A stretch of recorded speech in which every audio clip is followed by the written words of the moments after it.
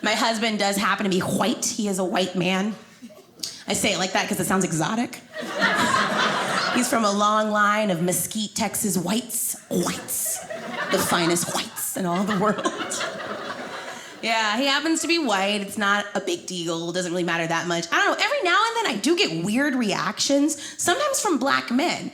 They'll be kind of odd about it. Like, they'll come up to me and they'll be like, man, I just don't understand. I mean, I just don't get it, queen. And I'm like, don't call me a queen. I have a pocket full of barbecue sauce. Do not call me a queen. I make a lot of mistakes. Like, I just don't understand why you wouldn't love yourself enough to be with a brother. I don't understand why you want to be with a white man. And I'm like, I'm with him because he loves me, because he understands me, and because he bought me a beer 3 years ago. That's how that works. My love was $2 on Tuesday. Where were you? You know? All these problems could have been yours. Where were you?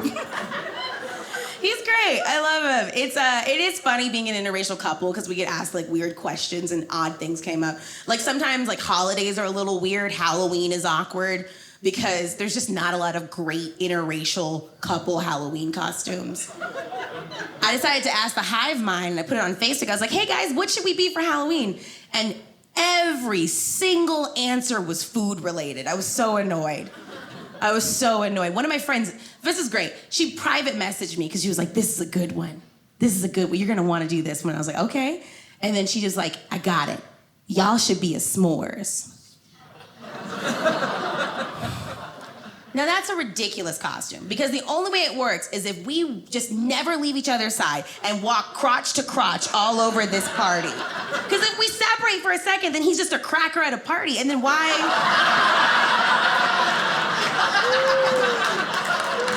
Thank you, Dry Bar. I flew for that.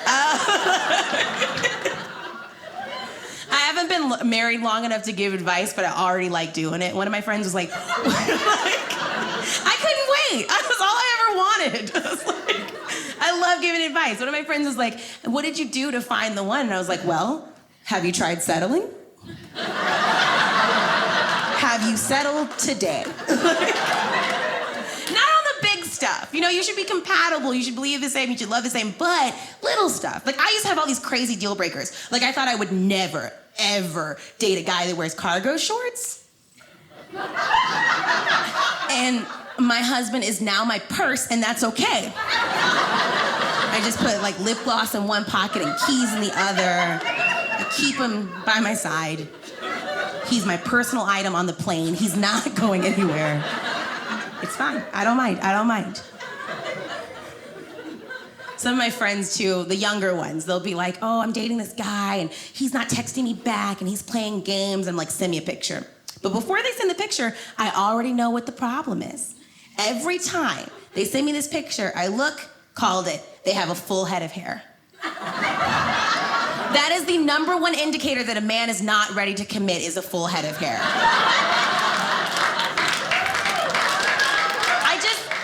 I just think that men need to experience loss to understand love. Doesn't have to be the whole head, just a little bit. Just one day, they're just looking in the mirror and they catch a little extra temple and they're just like, oh. I should probably stop cheating. Like, it just catches them. Time to be a good husband. Like, it just catches them and they're ready. That's how you know. Bald men just love you more. That's how you know. We had the best honeymoon ever. We went to the most magical place in the world, Disney World. Yay. Only the women clapped. That happens every time. Why? Because women are like, oh my God, Disney World, that's so like magical. Oh my gosh, Disney World, that's so fun. I love it. But here's the thing. Men hear that and they're like, oh, she's crazy. Because they're just imagining this guy just being dragged through Disney World. Like, what is this? I'm not gonna lie, my husband loved it. He wanted to go. He's always wanted to go. But he couldn't go by himself. He's a straight white man. That is the see something you say something about, all right? You just see a white dude by himself at Disney, you're like, call somebody. Like, are they Can they just sell one ticket like that? He's reaching in his pocket. What is he? Is that a phone? I don't trust him. Like, it's just... They don't trust him. So we had a great time at Disney World, just skipping around. It was wonderful. Everything was great, you know. It is funny because sometimes as an interracial couple, I still think, like, are we gonna have any weird moments? Is anything gonna be uncomfortable? Because I know it's Disney, but it's still Florida, you know? Nothing weird happened. Everybody's happy. Everyone's good. I did learn a lot about my white husband, though. I learned something. And I'm not gonna lie. You know, if I had been given an option, if there were other models, I maybe would have gone a different direction. Hear me out. I still love him. But, like, no one told me you have to reapply sunscreen. I didn't know that. Why are y'all so flammable? Why doesn't anybody... Nobody talks about this.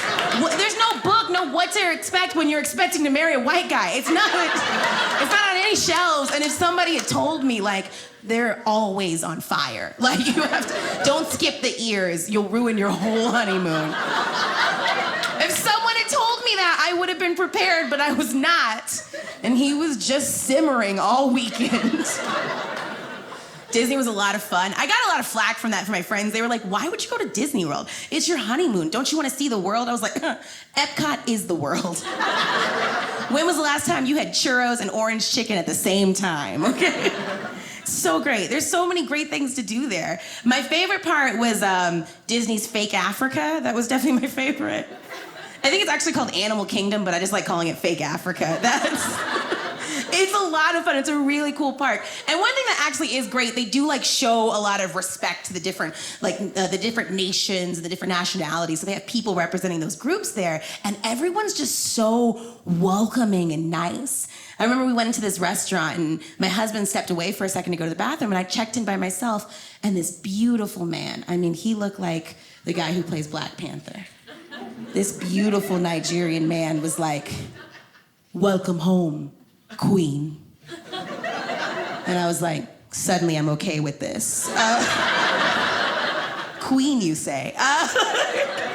And he's like, right this way. We'll make sure you're taken care of. You know, this is a terrible accent, please.